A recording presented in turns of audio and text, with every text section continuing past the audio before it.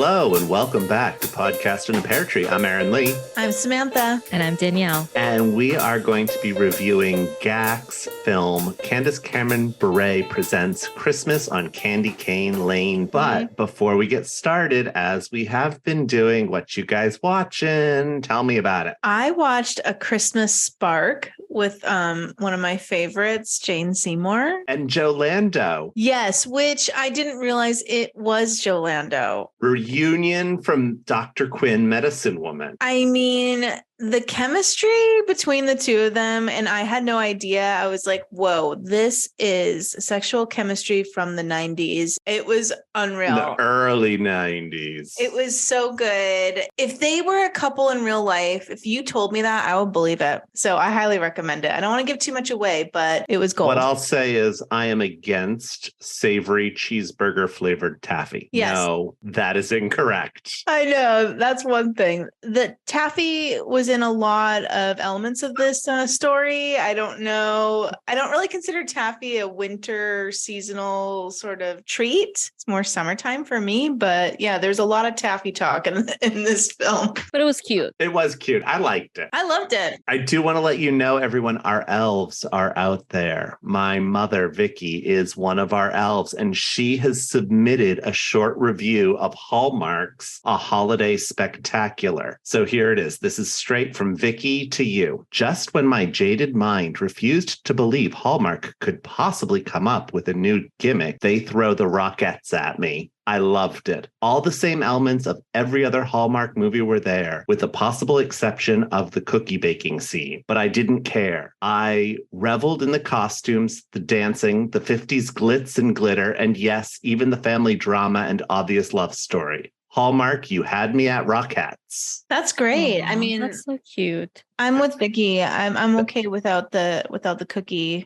What does she call it? A cookie baking disaster? I think it's the cookie baking scene. Oh, okay. I have not finished it yet. I've watched about 90% of it. I've been watching it in the mornings and I'm enjoying it. One of my favorite things about you, Aaron Lee, is that you watch these movies in the mornings, like before you get started with your day. That's the best thing ever. I'm a slow riser. It takes me a while. But who watches a whole movie? I don't watch a whole movie. It takes me 3 days to watch a movie. Yeah, but you pick up on the storyline like each day. That takes get a little more. It's like an episodic.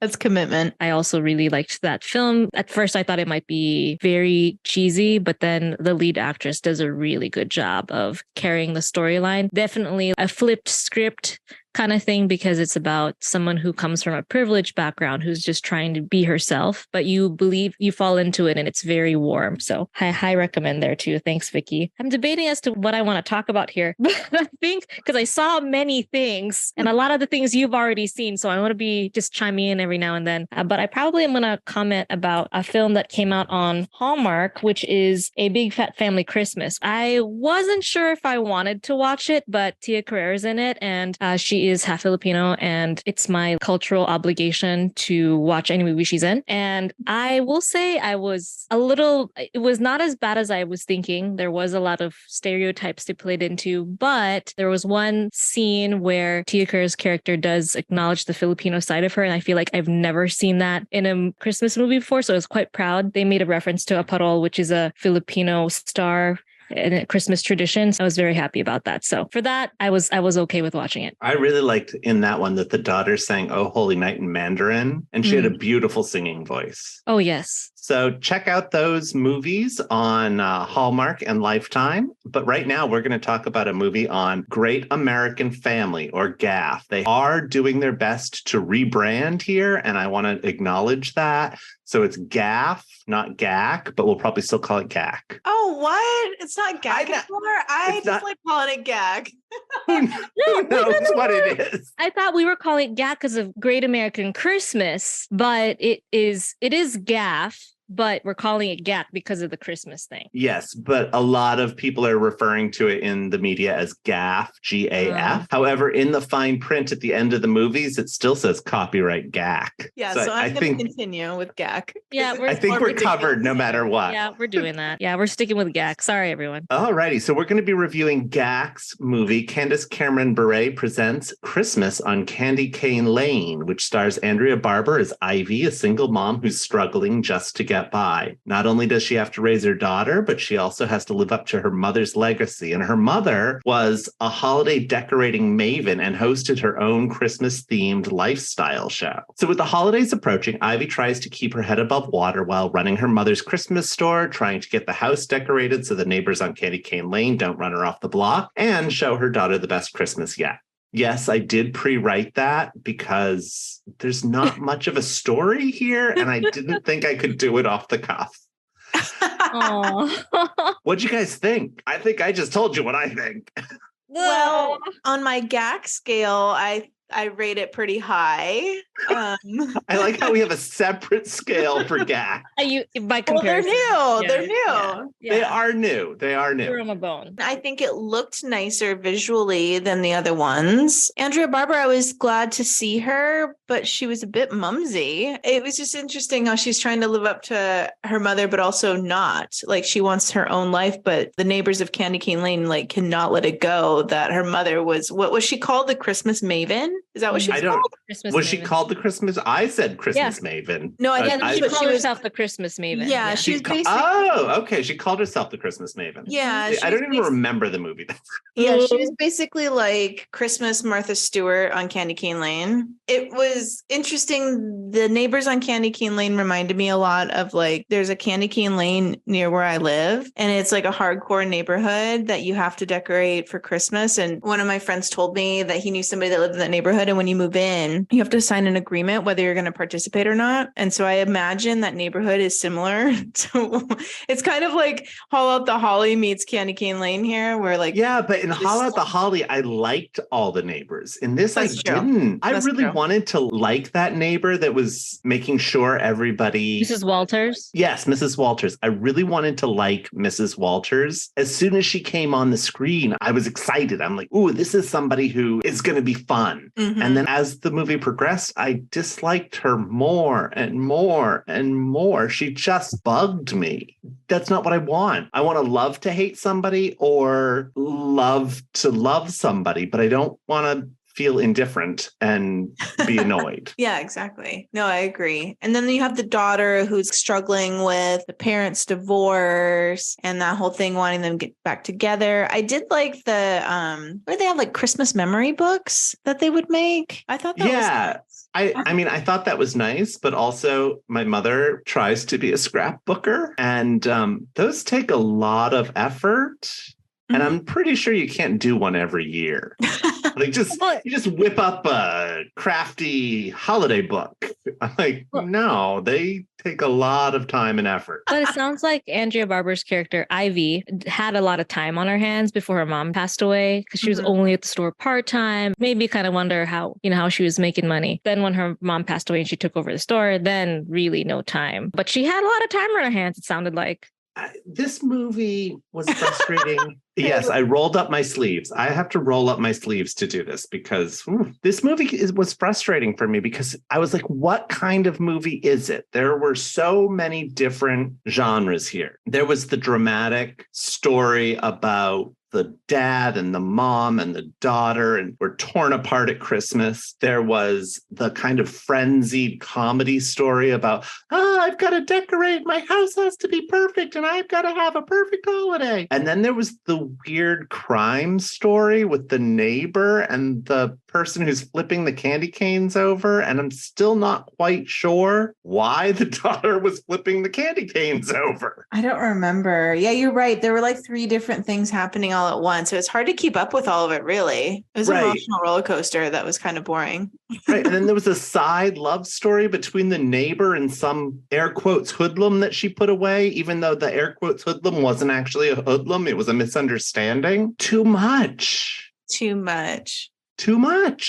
But I will admit the ex-husband father, he was pretty cute, wasn't he? I thought he was pretty cute. Sure. Adorable. No, not adorable. I thought he was like good looking in this role, and it didn't match Andrea Barber's mumsiness. It was weird. And then she was very matronly. Yeah, it was weird. I was like, how old is she trying to act? I was a little bothered by the extreme amount of gaslighting that was happening in this movie. Like, you're not doing enough. You're not doing, and Andrea Barber's character Ivy cared so much, and she was just so conflicted. And I just felt, can we cut her a break? Like, this is so sad. She is trying to do everything on her own, and like, oh, you must make it out, be there in the evening to pass out candy canes every night. And she's like, okay, I have to do it. Wow, you're not doing enough with your lights. I was just, I was really mad about the light situation because hanging Christmas lights on an exterior part of your house is really difficult. And they were giving her such a hard time, and she didn't want to ask her ex-husband to do it, but she ended up having to get somebody to do it. But they were being so hardcore about the lights.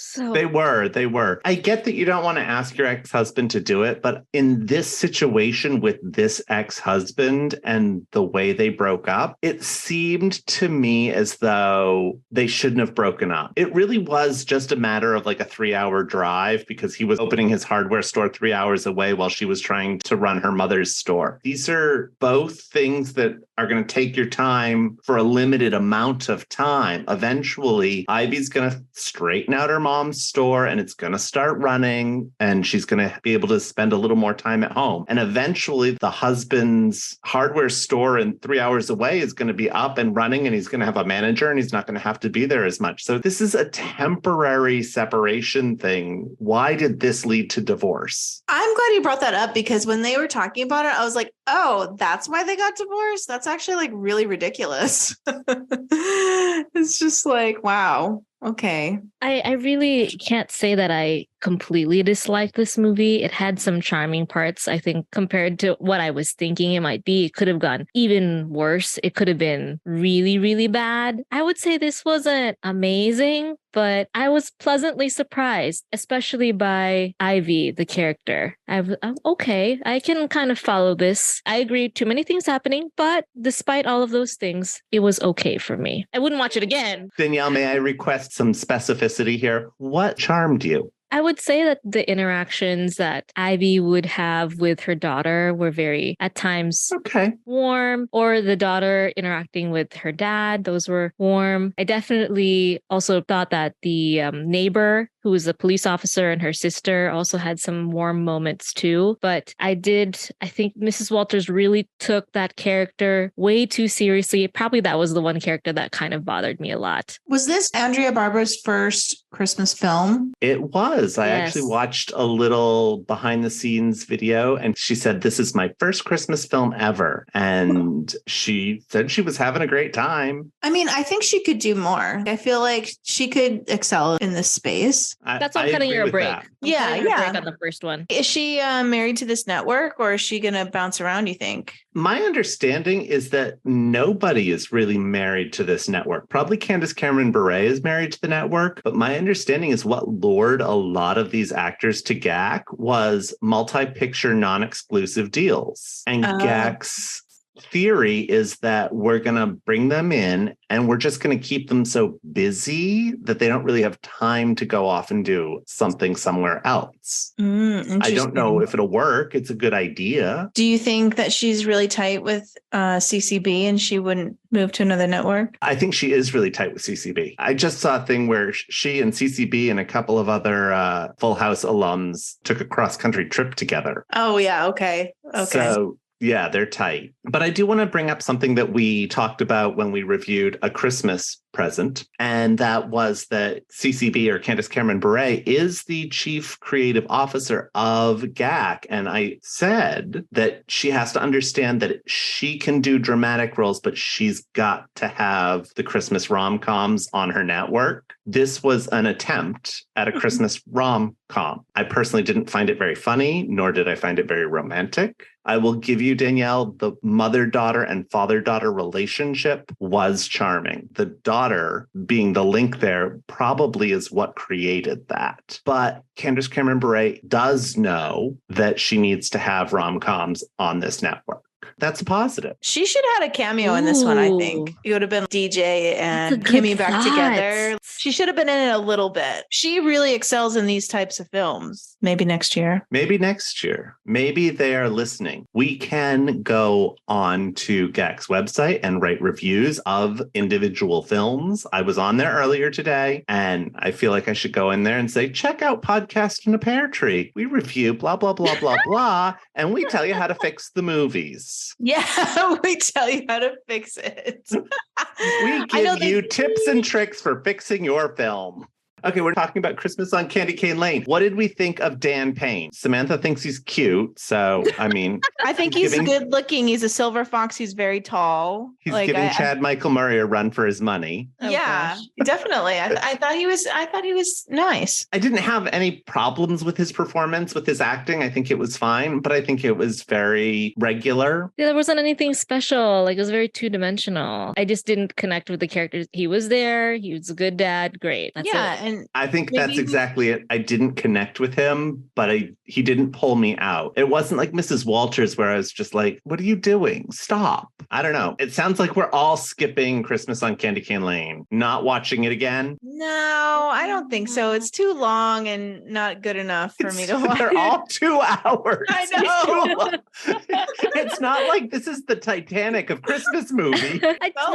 Wanted to just give Andrea Barber a shot and be supportive of this first movie outing. And, it wasn't a terrible film. It just isn't one that is a repeater. Right. It's not a repeater. It's very regular. Regular is the best I can do. It didn't have enough of a hook to really get me. Well, especially after watching Haul Out the Holly, where that was we were just on we were riding this high with that one. And then this one kind of had similar elements and a lot of other weird things added into it. And it just didn't live up to that. And I feel like we already knew what we liked. And now we saw this and we're like, yeah, we definitely don't like this. I mean, Erin Lee, I think you put it best. It was either going to need to be leaning into being a funny movie or leaning into being a dramatic movie. And it just was trying to do both. And if it had leaned more into the funny, I think it would have had potential. I agree. And also, I mean, I'll give Andrea Barber another shot. I'm excited to see what she does next. We'll see what happens. We will see what happens. And